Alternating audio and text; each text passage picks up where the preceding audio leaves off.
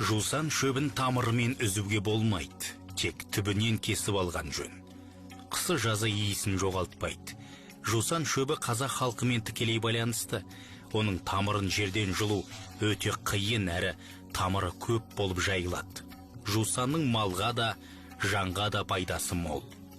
Кезінде жусан шөбі биік болып өскен, кейін жауынның жоқтығынан, қоршаған ортаның ластануының салдарынан жусан шөбі де аласа болып шөгіп барады.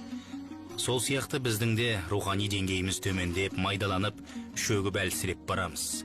Жусан шөбін уақыт келе дүние жүзі пайдаланатын болады. Жусан қан тамырлары кеселінен тазартады. Жусан шөбін көп иіскесе, жүрекке пайдасы мол. Асқазан жұмыс істеуін жақсартады, әрі іштегі құрттарды тазартатын қасиеті бар.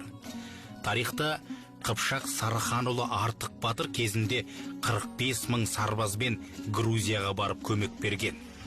Грузия патшасы Дәуіт Қыпшақ Сарыханнан көмек сұраған.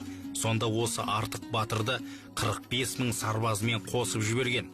Грузиндердің 15 мың сарбазы қосылып, парсылардың 300 мың әскерін талқандаған. Дәуіт патша қазақ жерінен барған сарбаздарға шырайлы жерін беріп, бар жағдайын жасаған. Сөйтіп олар елге қайтпай, сол жақта қалып қойған. Сарыхан баласын қайтара алмай басы қатыпты. Сонда бір сәуегей оларға бір дорба жусан жібер деп айтқан екен.